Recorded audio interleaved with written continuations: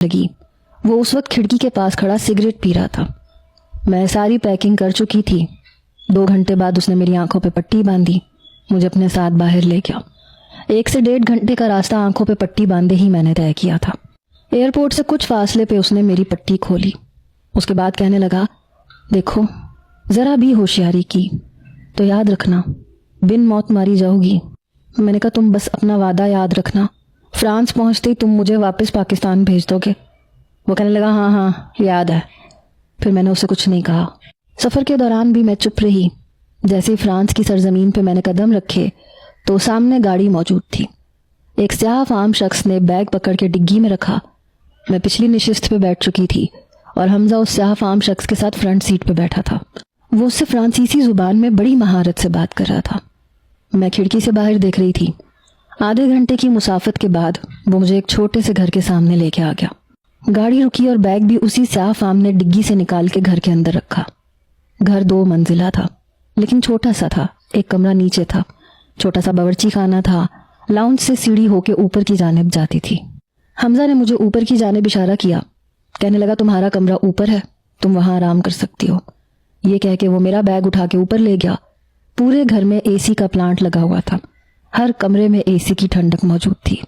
گھر بھی پورا فرنشڈ تھا، شاید وہ پہلے بھی یہاں رہتا تھا۔ بیگ اس نے دھڑام سے بیڈ پہ رکھا، پھر کہنے لگا الماری میں کپڑے رکھ لینا۔ اس کمرے میں 2 سنگل بیڈ تھے اور ایک دیوار گیر الماری تھی۔ بہت بڑی کھڑکی تھی اور ایک چھوٹی سی بالکنی بھی تھی۔ میں نے کپڑے الماری میں رکھ دیے۔ کچھ دیر کمرے کا جائزہ لینے کے بعد میں باہر آئی۔ بس چھوٹا سا لاؤنج تھا۔ دوسرے کمرے کا دروازہ کھولا تو وہاں پہ پنچنگ بیگ لٹک رہا تھا۔ ایک طرف گلوز رکھے ہوئے تھے۔ پورے کمرے میں قالین بچھا ہوا تھا، اس کے علاوہ اور کچھ نہیں تھا۔ سیڑھیاں اتر کے نیچے آئی تو حمزہ نے اپرن پہنا ہوا تھا اور کچن میں کچھ بنا رہا تھا۔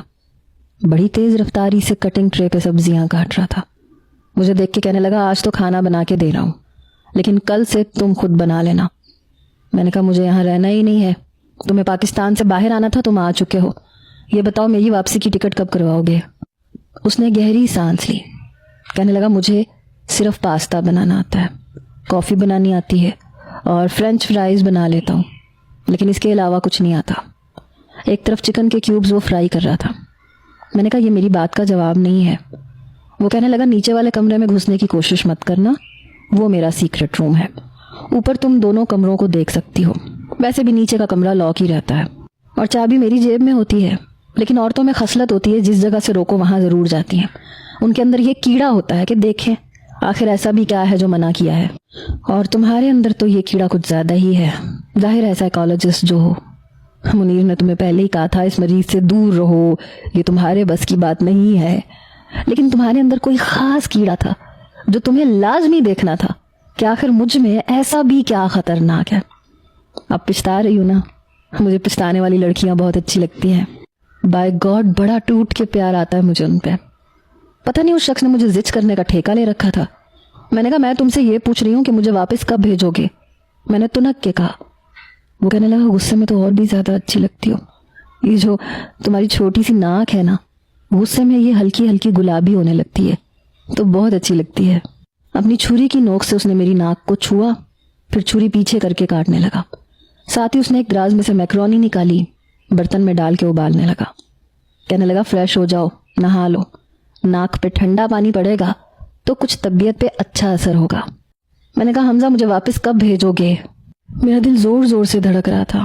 اس کی باتوں سے لگ رہا تھا کہ اسے اس بات سے کوئی دلچسپی ہی نہیں ہے کہ اس نے مجھے واپس بھیجنا ہے۔ میں پیر پٹکتی ہوئی اوپر آ گئی، آ کے شاور لیا، اپنے کپڑے تبدیل کیے۔ گیلے بالوں میں کنگھا پھیر رہی تھی جب وہ بنا دستک کمرے میں آیا۔ میں اس وقت دوپٹہ بیڈ پہ رکھ کے ڈریسنگ کے سامنے کھڑی کنگھا کر رہی تھی۔ اسے یوں اچانک دیکھ کے مجھے بڑا غصہ آیا۔ میں نے دوپٹہ اٹھا کے اپنے گلے میں لیا، اپنے گیلے بالوں کا جوڑا بنانے لگی۔ کچھ دیر وہ مجھے دیکھتا رہا، پھر کہنے لگا پاستا بن گیا ہے، نیچے چلو۔ یہ کہہ کے اس نے دروازہ بند کر دیا۔ میں نے سر پہ دوپٹہ رکھا، پھر باہر آئی۔ پاستا کھاتے ہوئے وہ مجھے گاہے بگاہے دیکھ رہا تھا۔ پاستا اس نے کافی مزے کا بنایا تھا اور مجھے بھوک بھی لگ رہی تھی۔ کہنے لگا فریج میں سب کچھ موجود ہے اور کچن کے کیبنٹ میں آٹا، دال، چاول، یہ سب چیزیں ہیں۔ میں نے بڑی خاموشی سے اس کی بات سنی۔ میں نے کہا مجھے کتنے دن اور یہاں پہ رکھو گے؟ اس نے مجھے تب بھی کوئی جواب نہیں دیا، بس اپنی بکواس کیے جا رہا تھا۔ رات کو میں دیر سے آؤں گا, میرا انتظار نہ کرنا.